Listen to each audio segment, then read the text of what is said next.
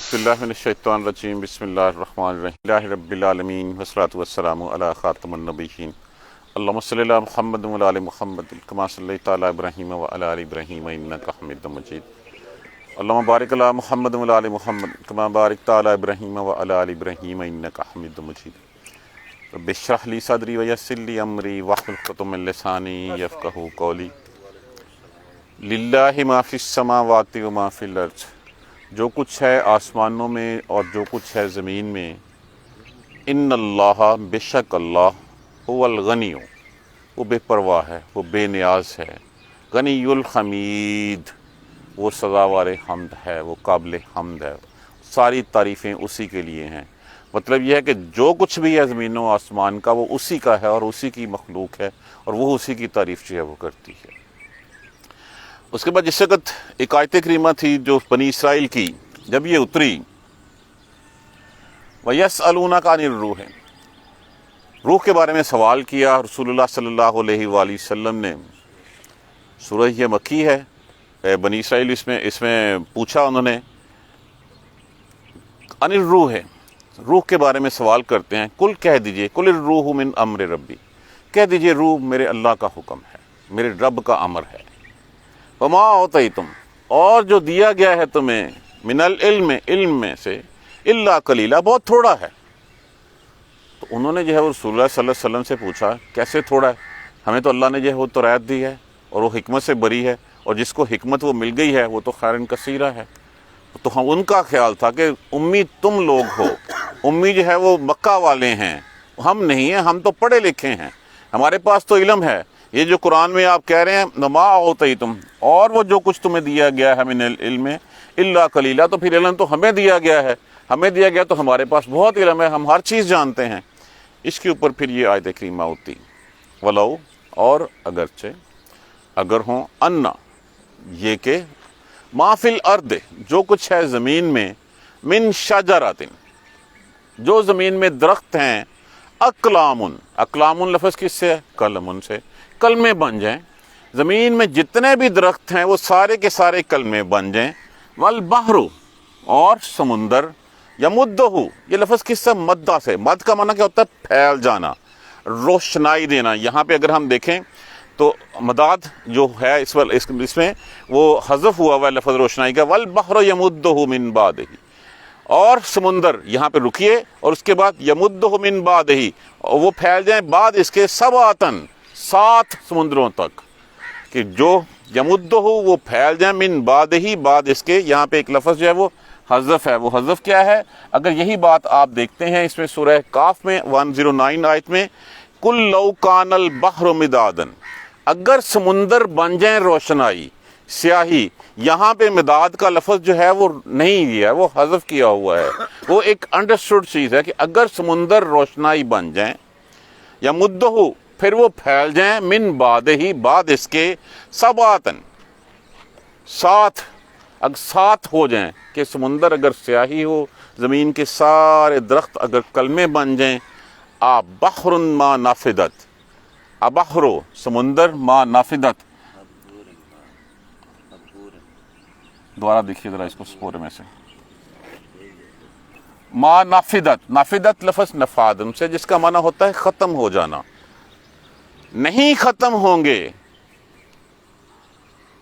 7 سمندروں میں، ابحرن، ما نفدت، نہیں ختم ہوں گے، کلمات اللہ، اللہ کے کلمات۔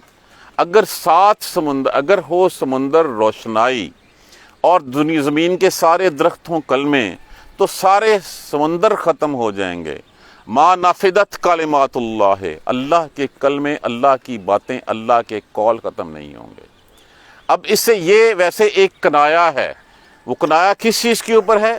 کہ تم تو یہ نہیں جانتے کہ اللہ کی مخلوقات کتنی ہیں، کس کی تعریف کرو گے تم اللہ کی مخلوقات میں سے؟ کون کون سی چیز ہے جس کے اوپر جو ہے وہ تم تعریف کرو گے؟ تمہیں تو وہ سب کچھ پتہ ہی نہیں ہے، ابھی تک تو تم اس کی مخلوقات تک نہیں پہنچ سکے، کتنی خلق اس نے پیدا کی ہوئی ہے، تو تمہارا تعریف کرنا کیا معنی رکھا ہوگا؟ تو سب کچھ یہ کنایا ہے، بیسیکلی اشارہ دیا گیا ہے کہ اگر یہ محاورتاً، جیسے محاورتاً کے طور پہ استعمال ہوا کہ سمندر ہو، سارے درخت کلمے ہوں، اس سے اللہ کے کلمات لکھنے شروع ہو جائیں، یا یہ سمندر کے ساتھ 7 اس طرح کے اور مل جائیں، تب بھی اللہ کی باتیں ختم نہیں ہوں گی، اللہ کی خلق، اللہ کی مخلوقات ختم نہیں ہوں گی۔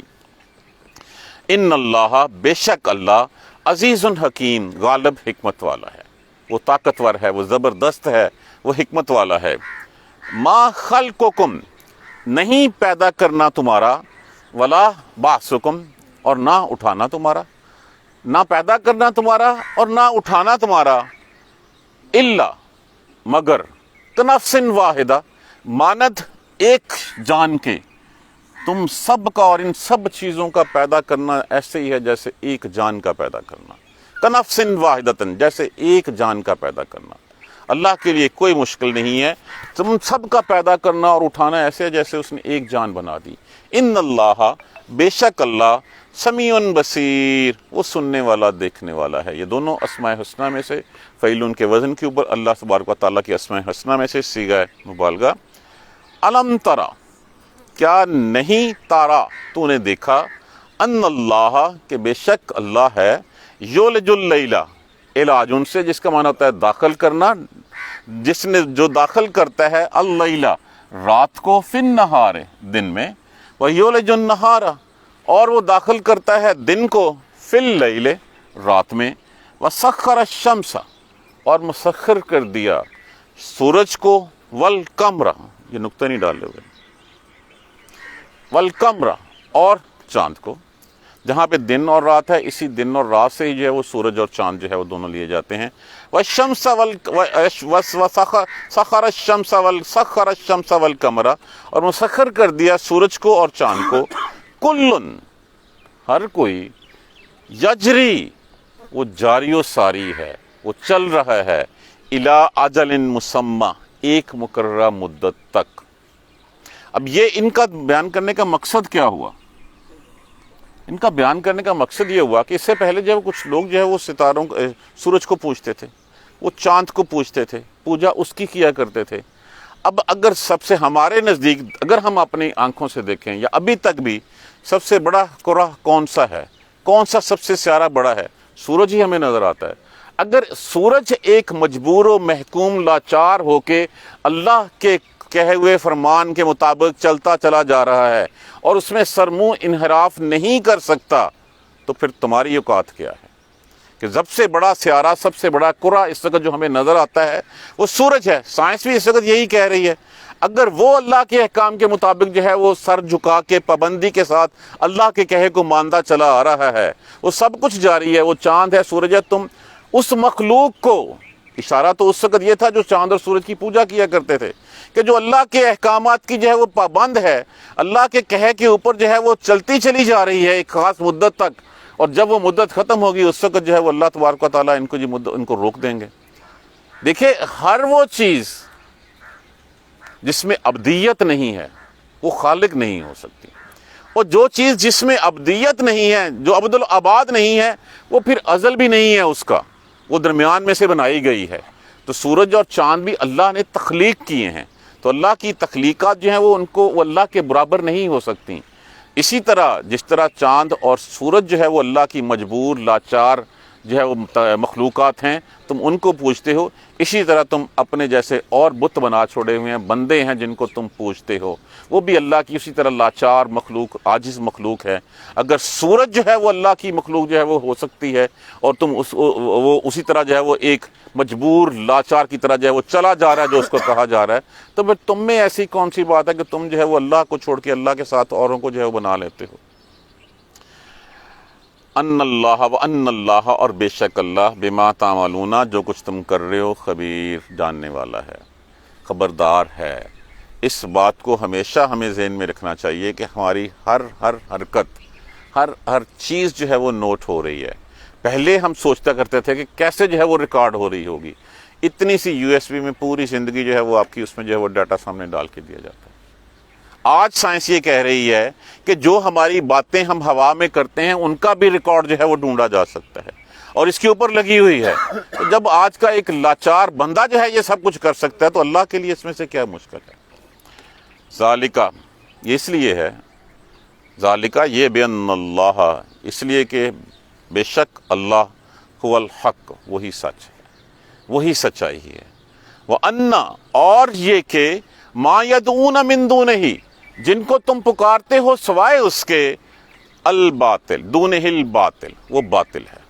ہر وہ چیز جو ہمیں نظر آتی ہے اور اس کی حقیقت نہ ہو وہ باطل ہے.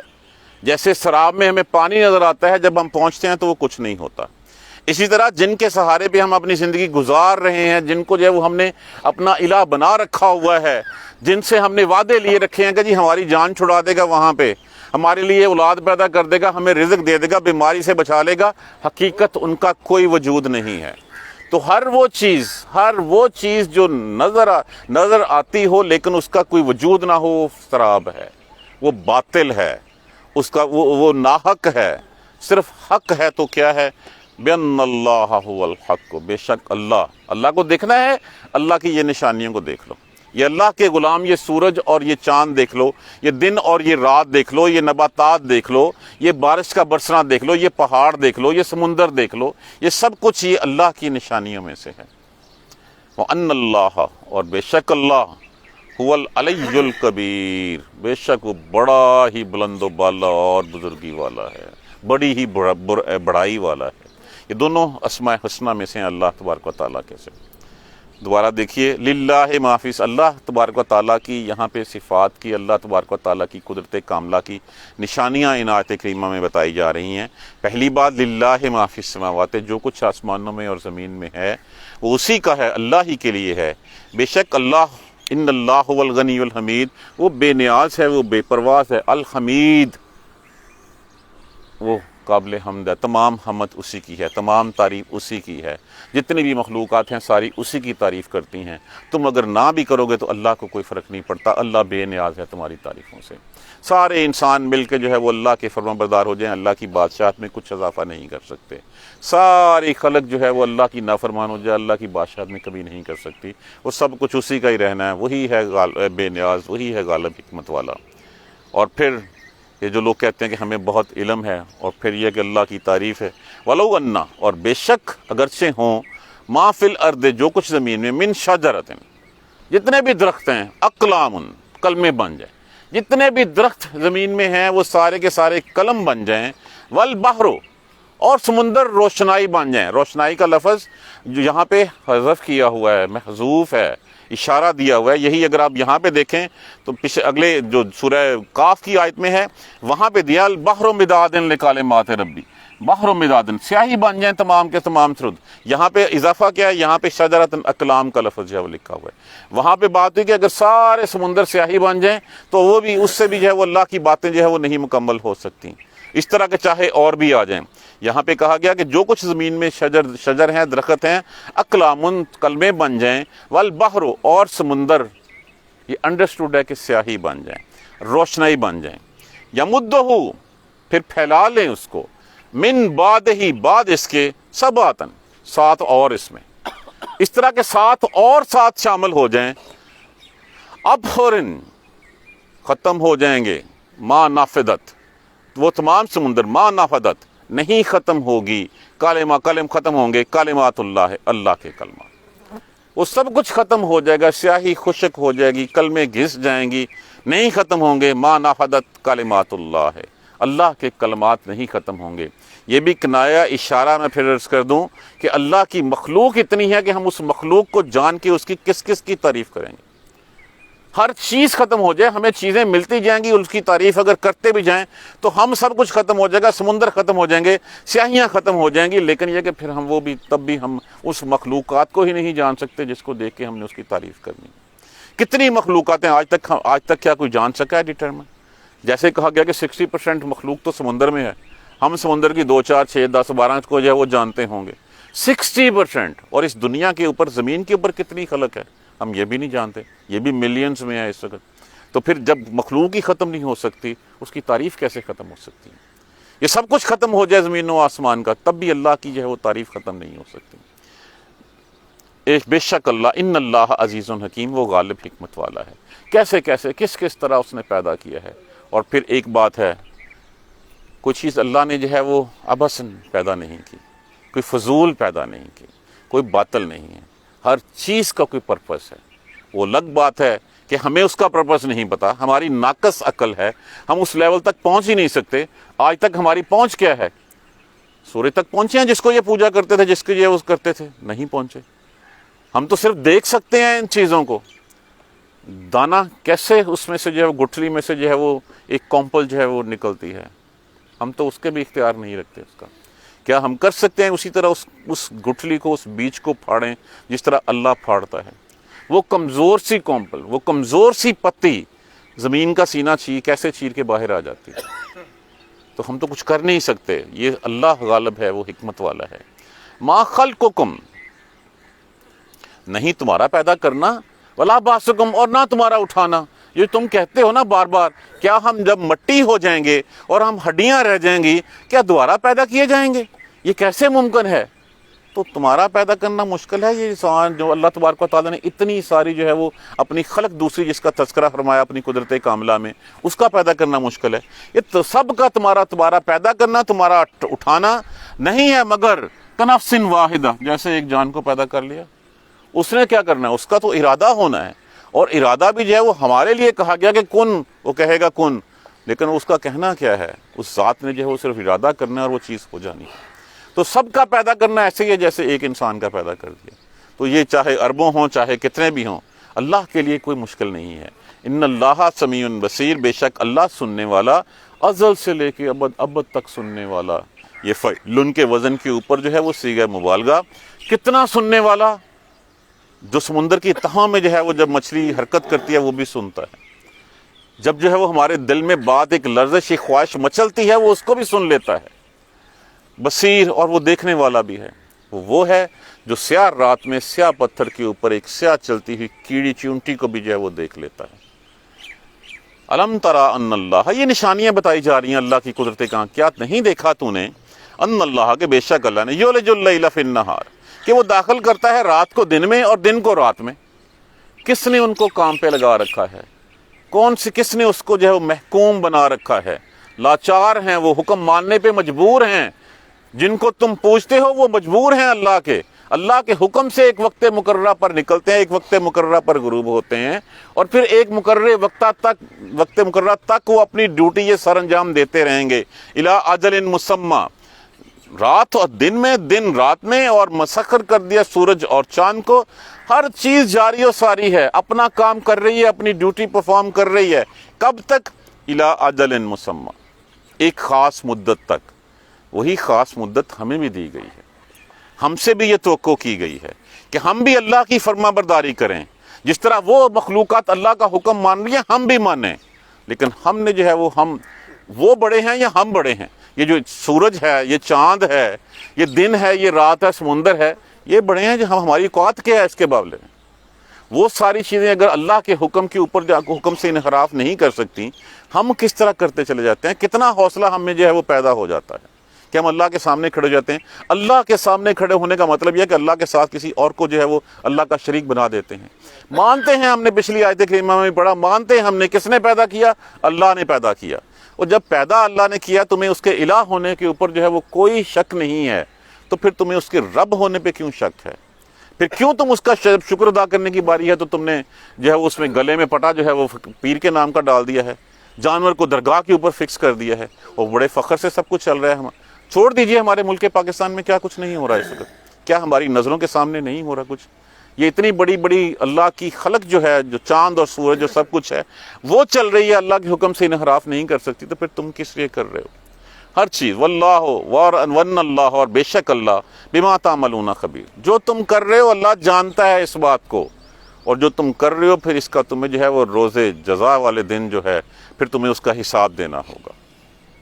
اس دن جو ہے وہ صرف امتحان کس کا ہوگا؟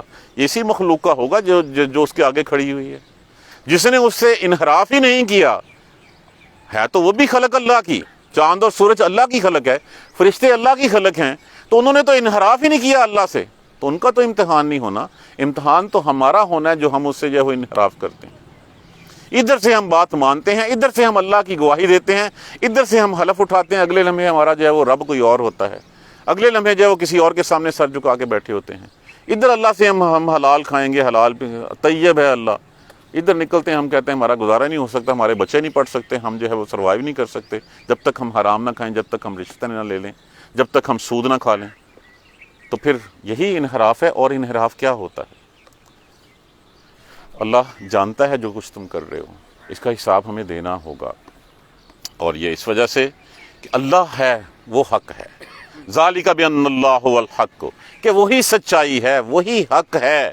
وَأَنَّ مَا يَدْعُونَ، بار بار ہمیں سمجھایا جا رہا ہے، بار بار ہم سے کہا جا رہا ہے، وَأَنَّ مَا يَدْعُونَ مِن دُونِهِ الْبَاطِلَ، اور اس کے علاوہ جس کو بھی تم پکارتے ہو باطل ہے۔ ہر وہ چیز جو سراب ہے، ہر وہ چیز جس کا کوئی وجود نہیں ہے، وہ سراب ہے، وہ دھوکہ ہے۔ کتنی دفعہ کہا گیا کہ یہ دنیا جو ہے وہ الا متاع الغرور، یہ دنیا دھوکے کی زندگی کا سامان ہے، دھوکہ ہے، یہ فریب ہے۔ یہ اس فریب میں سے ہمیں اپنے آپ کو بچانا ہے، اور بچانے کے لیے اگر ہمیں یہ احساس ہو جائے کہ اللہ ہمیں دیکھ رہا ہے، اللہ ہمیں سن رہا ہے، ہماری ہر بات اس کے علم میں ہے، تو پھر ہم سیدھے ہو جائیں۔ ہمیں اعتبار ہی نہیں ہے، ہم ایمان لے ہیں، یقین ہمیں کوئی نہیں ہے۔ اگر ہمیں یقین ہو جائے کہ ہاں کل کو جو ہے وہ روز آخرت جانا ہے، اٹھایا جانا ہے، پوچھا جانا ہے، تو پھر ہمارے اعمال بھی سیدھے ہو جائیں۔ تو یہاں پہ جب تک ایمان کے ساتھ یقین نہیں ہوگا، ہماری نیا پار نہیں لگے گی، ہماری کشتی جو ہے وہ نہیں پار ہوگی، جب تک ایمان کے ساتھ یقین نہیں ہوگا۔ جب یقین ہوگا تبھی ہمارے اعمال ٹھیک ہوں گے۔ ہم اللہ کی رحمت سے، وہ بائی ڈیفالٹ ہی کہتے ہیں نا، مسلمان گھرانوں میں پیدا ہو گئے ہم، اللہ کی رحمت سے جو ہے وہ ہم، اور پھر امت محمدیہ میں جو ہے وہ اللہ نے جو ہے وہ ہمیں پیدا کر دیا۔ یہ کیا کم اس کا فضل اور اس کی رحمت تھی؟ اس کے باوجود جو ہے ہم اس راہ پہ نہیں چل رہے۔ یہی سب کچھ اللہ ہی حق ہے، اور جس کے علاوہ جس کو بھی تم پکارتے ہو باطل ہے۔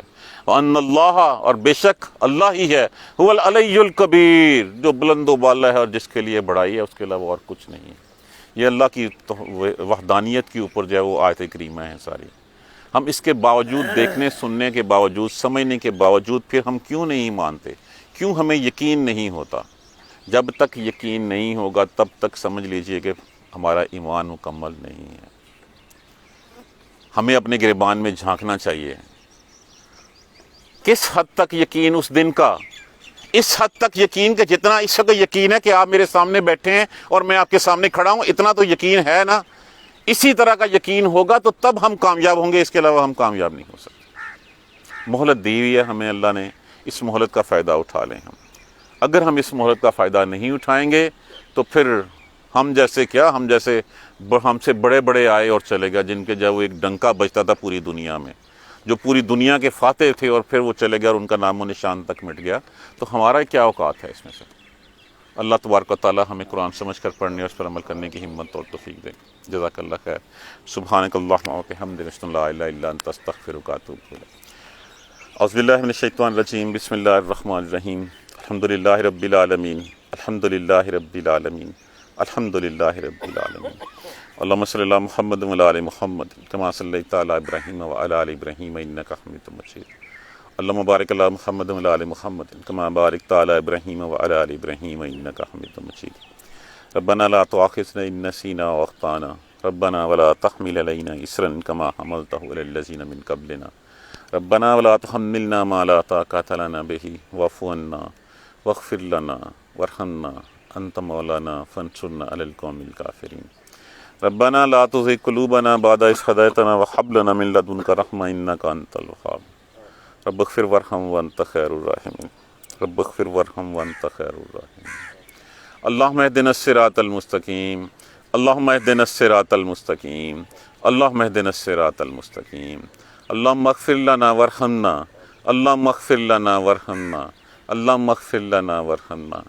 یا رب ارحمهما كما ربياني صغيرا، یا رب ارحمهما كما ربياني صغيرا، یا رب ارحمهما كما ربياني صغيرا۔